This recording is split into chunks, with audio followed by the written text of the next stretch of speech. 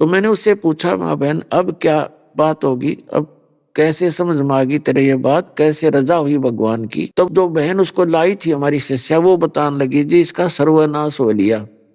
और इसको जब माता ने कह दिया ना इसको कि मेरे बस का तेरा यो प्रारब्ध के कर्म टालना नहीं था, और वहां जा, वहां तेरे को सुख मिलेगा, तब आई है या कर्म ठोकना कति भी ना।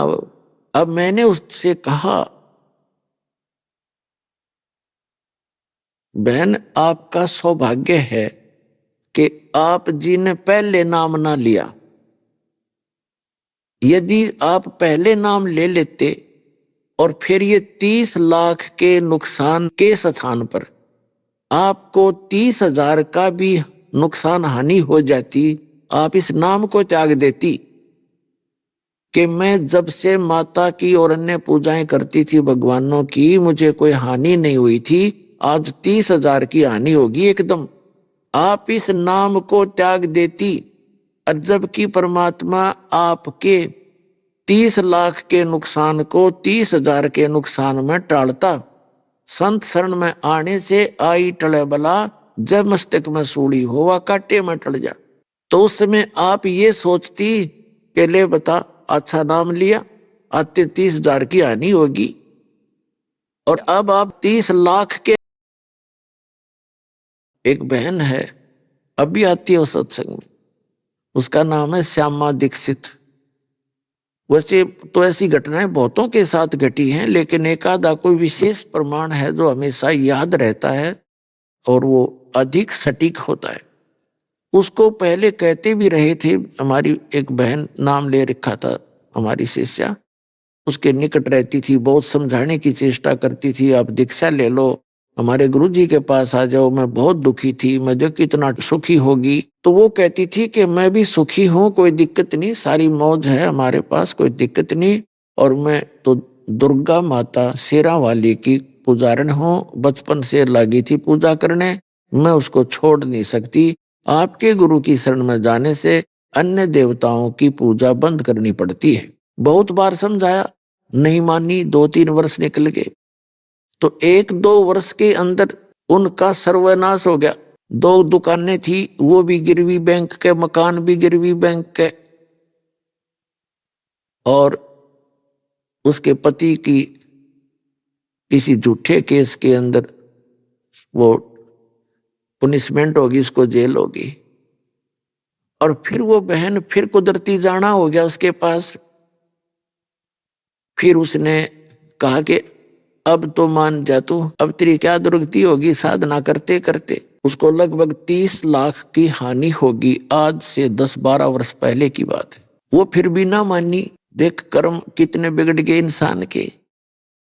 तो परमात्मा ने दया करी, उसकी दशा देखकर एक दिन कहती है सपने में वह दुर्गा दिखी, वह दुर्गा दिखाई दी उसको।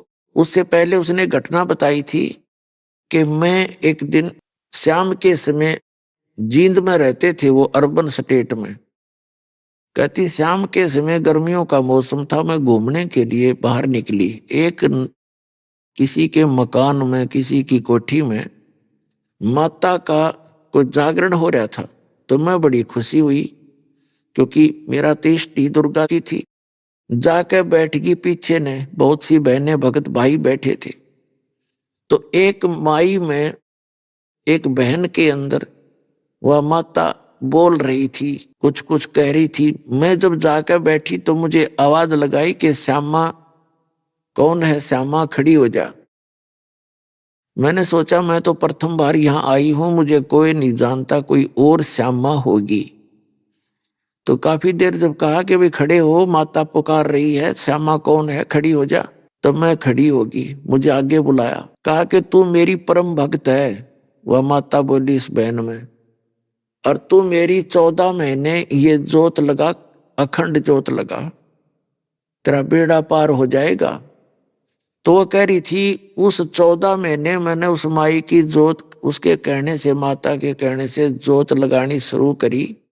अब बताती है वो बाद में जब उसकी 92 होली, न्यू बोली वो माता तो न्यू कह थी 14 महीना में तेरा बेड़ा पार हो जाएगा, उन 14 महीनों में मेरा बेड़ा गर्क हो गया। सारा नाश हो गया, सर्वनाश जो होया करे किसी का।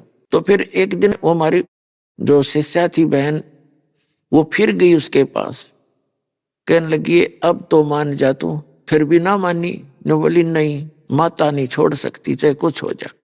अब परमात्मा ने दया करी, वो दुर्गा दिखाई दी उसको स्वप्न में और कहने लगी श्यामा तेरा जो कष्ट था प्रारब्ध में लिखा हुआ था तेरे किस्मत में, इसको काटना मेरे बस की बात नहीं थी, और तू वहां चली जा। इस दास का नाम लेकर कहा कि वो कबीर परमात्मा के परम संत हैं और कबीर परमात्मा तेरा दुख निवारण कर सकता है, तू तेरी जान बच सकती है, तू पुनः स्वस्थ हो सकती है, सारा काम तेरा ठीक हो सकता है। अगले दिन वो उस बहन को ढूंढती फिरे जो उसको बार बार कहा करती थी, स्वयं गई उसके घर पे और कहा बहन आज मैं आपके गुरु जी से उपदेश लूंगी, कबीर साहब की शरण ग्रहण करूंगी। तो वह बहन तो पहले चाह थी किसने आना तो है, बिरान माटी करवा का आ गया, चलो शुक्र है, बड़ी खुश हुई कि चल। पहले हमारे एक आश्रम था छोटा सा जींद में, वहां रहा करते थे। तो वहां मैं बाहर सत्संग करता था गांव गांव में जा करके, तो कभी सत्संग ना होते तो वहां जाता था, या संडे को सत्संग करता था उस संडे के दिन वहां आश्रम में जाता था, बाकी समय बाहर ही सत्संग करता रहता था। मैंने जिस दिन जाना था उस दिन मैं नहीं जा पाया आश्रम में, कोई और काम हो गया मेरे को सत्संग का। तो वो 3 दिन से इंतजार करती हुई मिली मुझे, और वो पहले भी आई थी मेरे पास, वो बहन के कहने से। मैंने उसको बहुत समझाया था बहन तू नाम ले लो आप, और यहाँ आपको सर्व सुख होगा, संसारिक सुख भी होंगे मोक्ष भी होगा। तो वो आना कानी करके चली गई थी, ने बोली जी मैं देवी को नहीं छोड़ सकती, आपकी सारी बात सही है। तो फिर वो जब मैं पहुंचा उस दिन, वो इंतजार करती पाई, बताया कि ऐसे ऐसे ये बहन दीक्षा लेने आई। तो मैंने उससे पूछा माँ बहन अब क्या बात होगी, अब कैसे समझ में आ गई तेरे ये बात, कैसे रजा हुई भगवान की। तब जो बहन उसको लाई थी हमारी शिष्या, वो बताने लगी जी इसका सर्वनाश हो लिया, और इसको जब माता ने कह दिया ना इसको कि मेरे बस का तेरा यो प्रारब्ध के कर्म टालना नहीं था, और वहां जा वहां तेरे को सुख मिलेगा, तब आई है, या कर्म ठोकना तो कति भी ना आओ। तो पुण्यात्माओं मैंने उसको पहले ये सारी शर्त बताते हैं, ये नहीं करना, ये नहीं करना, ऐसे नहीं करना, जो नियम हमारे हैं उसको बताया कि बहन जिस दिन आप पहले आए थे और इन्हीं नियमों को देखकर बिदक गए थे कि मैं ना लूना, ये तो घने करड़े नियम है, वो नियम आज भी हैं। तो ये वो बोली जी आज मुझे सारे स्वीकार है, जो कहोगे वही मानोगे। तो पुण्यात्माओं उस दिन के बाद उन्होंने दीक्षा ली, परमात्मा ने ऐसी दया करी उनके ऊपर, धीरे धीरे धीरे धीरे वो सारा काम ठीक हो गया, पहले से बढ़िया रोजगार चल पड़ा।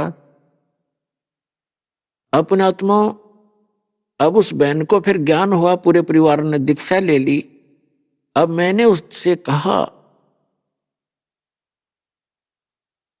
बहन आपका सौभाग्य है कि आप जी ने पहले नाम ना लिया, यदि आप पहले नाम ले लेते और फिर ये 30 लाख के नुकसान के स्थान पर आपको 30,000 का भी नुकसान हानि हो जाती, आप इस नाम को त्याग देती कि मैं जब से माता की और अन्य पूजाएं करती थी भगवानों की, मुझे कोई हानि नहीं हुई थी, आज 30,000 की हानि होगी एकदम, आप इस नाम को त्याग देती। और जबकि परमात्मा आपके 30 लाख के नुकसान को 30,000 के नुकसान में टालता। संत शरण में आने से आई टले बला, जब मस्तक में सूली होवा काटे में टल जा। तो उस समय आप ये सोचती कि ले बता अच्छा नाम लिया, आते 30,000 की हानि होगी, और अब आप 30 लाख के नुकसान को सब्र करके बैठ गई,